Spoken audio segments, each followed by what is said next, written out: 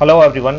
DU ने PG admission 2023 के लिए अपना एडमिशन शेड्यूल रिलीज़ कर दिया है। इस वीडियो के अंदर हम देखने वाले हैं कि अगर आपको डीयू में किसी भी पीजी कोर्स में एडमिशन लेना है तो आपका एडमिशन प्रोसीजर किस तरह से काम करेगा, कौन कौन से स्टेप्स आपको फॉलो करने हैं। सबसे पहले आपको CSAS पोर्टल यानी कि कॉमन सीट एलोकेशन पोर्टल पर अपना रजिस्ट्रेशन करना है। उसके अंदर आपकी रजिस्ट्रेशन फीस क्या होगी, डॉक्यूमेंट्स कौन कौन से अपलोड करने होंगे, ये सारी डिटेल्स डिस्कस करेंगे। इसके बाद आपकी कट ऑफ वगैरह किस तरह से आएंगी, वो सारा प्रोसीजर हम इस पर्टिकुलर वीडियो के अंदर डिस्कस करेंगे। तो सबसे पहले एडमिशन की वेबसाइट जान लो। देखो ड्यू की मेन जो वेबसाइट है वो है du.ac.in, लेकिन जो एडमिशन की वेबसाइट है वो है admission.uod.ac.in। तो आप जब गूगल पे सर्च करोगे तो आपको ड्यू एडमिशन सर्च करना है तो आपको ये वेबसाइट मिल जाएगी admission.uod.ac.in। इस तरह के आपको इंटरफेस देखने को मिलेगा। इसी वेबसाइट से आपका पूरा एडमिशन का प्रोसीजर चलेगा। ये बात पहले आप समझ लो। अब इस वेबसाइट पे आओगे तो यहाँ पे आपको सबसे पहले प्रेस रिलीज देखने को मिल जाएगी। इसको आप ओपन करोगे तो इसके अंदर आपको पूरा पीजी एडमिशन का शेड्यूल आपको देखने को मिल जाएगा। यहाँ पे आप देख सकते हो ये प्रेस रिलीज है। इसके अंदर साफ साफ यहाँ पे बताया हुआ है कि जो आपका CSAS पीजी का जो पोर्टल है उसका रजिस्ट्रेशन ऑलरेडी 27 जुलाई से स्टार्ट हो चुका है। और जो रजिस्टर करने की जो लास्ट डेट है वो है 10 अगस्त को शाम 5 बजे तक।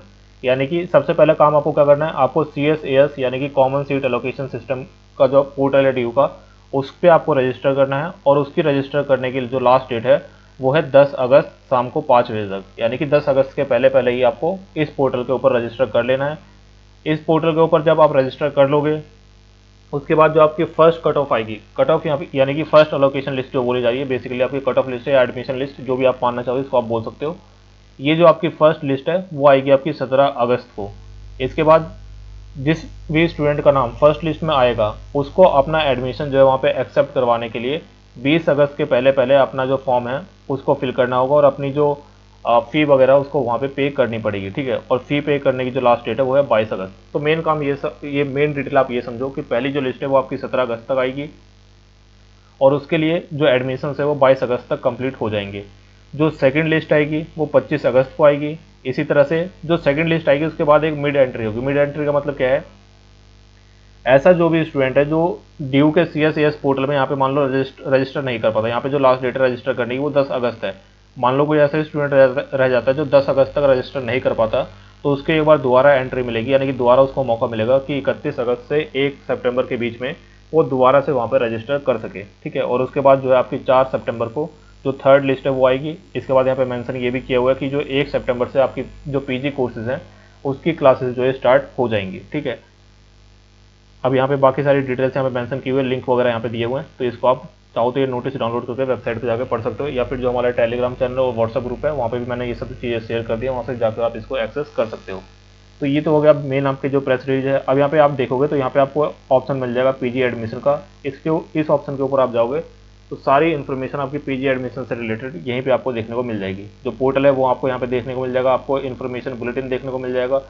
यहाँ पे देखो जो बुलेटिन ऑफ इन्फॉर्मेशन दिया हुआ है इसके अंदर ड्यू के अंदर जितने भी पीजी कोर्सेज हैं इसकी इंग्लिश हिंदी दोनों लैंग्वेज में अवेलेबल होगा, तो इसको आप चाहो तो इसको डाउनलोड करके एक बार रीड कर सकते हो।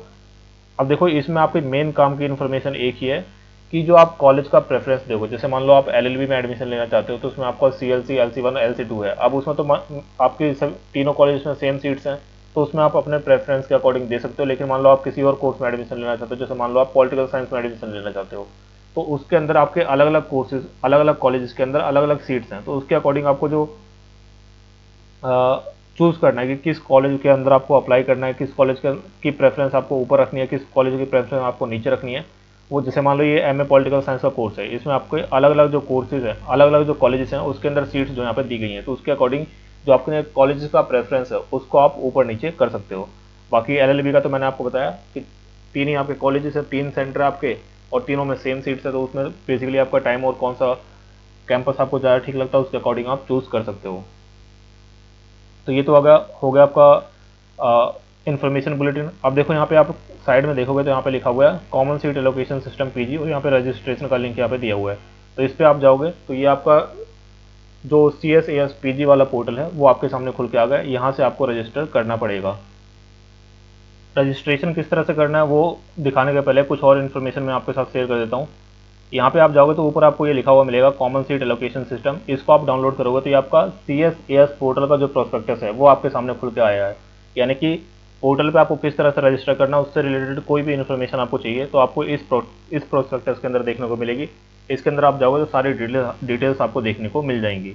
जैसे यहाँ पे आपकी फ़ी की डिटेल दी हुई है कि जो आपके अनरिजर्व कैटेगरी के स्टूडेंट है, ओबीसी कैटेगरी के स्टूडेंट है, इसके अलावा ईडब्ल्यूएस कैटेगरी के स्टूडेंट्स हैं, उन सब के लिए जो रजिस्ट्रेशन फीस है वो 250 रुपये है।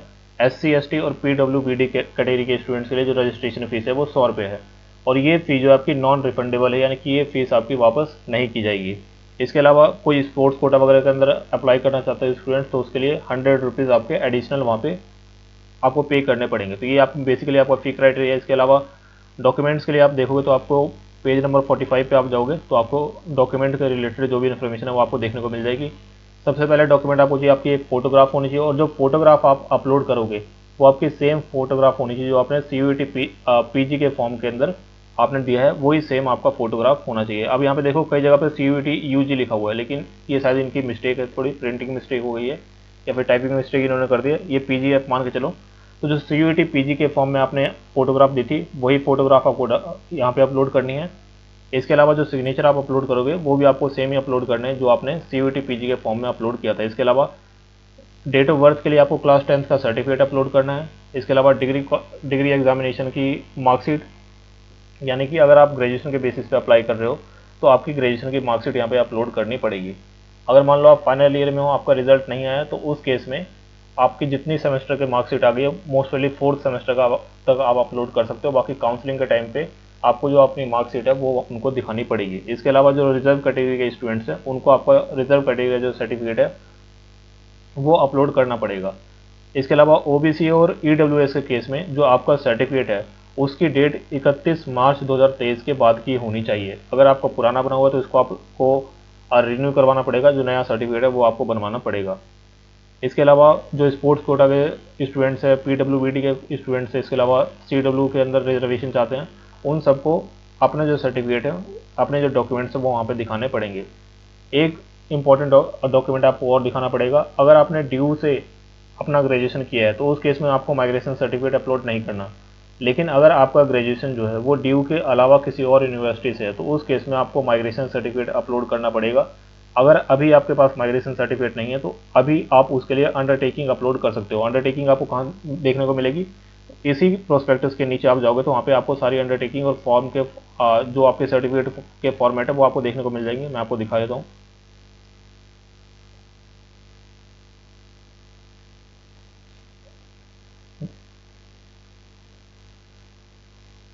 जैसे आप ये देखो पेज नंबर 52 पे आपको अंडरटेकिंग फॉर माइग्रेशन सर्टिफिकेट देखने को मिल जाएगा। तो अगर आप ड्यू के बाहर के स्टूडेंट हो, ड्यू से आपने ग्रेजुएशन नहीं किया है, तो उस केस में आपको माइग्रेशन सर्टिफिकेट अपलोड करना है। अगर आपके पास माइग्रेशन सर्टिफिकेट नहीं है तो उस केस में आप ये अंडरटेकिंग फॉर माइग्रेशन सर्टिफिकेट इसको अपलोड कर सकते हो। बाकी काउंसलिंग के टाइम पे आपको जो माइग्रेशन सर्टिफिकेट है वो आपको दिखाना पड़ेगा। तो इस तरह से आप काम कर सकते हो। अब देखो ये आपका जो CSAS पोर्टल है PG स्टूडेंट्स के लिए, वो आपको इस तरह से दिखेगा। इस तरह से आपको आप यहाँ पे आओगे तो यहाँ पे जनरल इंस्ट्रक्शन वगैरह लिखी हुई है, इसको आप चाहो तो रीड कर लो। अब देखो रजिस्टर आपको किस तरह से करना है। आपको सबसे पहले जाना है न्यू रजिस्ट्रेशन पे, वहाँ पे आपको रजिस्टर करना है। उसके बाद फिर न्यू रजिस्ट्रेशन कर लोगे, उसके बाद फिर आपको लॉगिन करके फॉर्म फिल करना है। तो यहाँ पे मैं बेसिक इन्फॉर्मेशन आपको बता देता हूँ किस तरह से आपको फिल करना है। अब देखो यहाँ पे कोई कुछ बेसिक इन्फॉर्मेशन और यहाँ पे दी हुई है।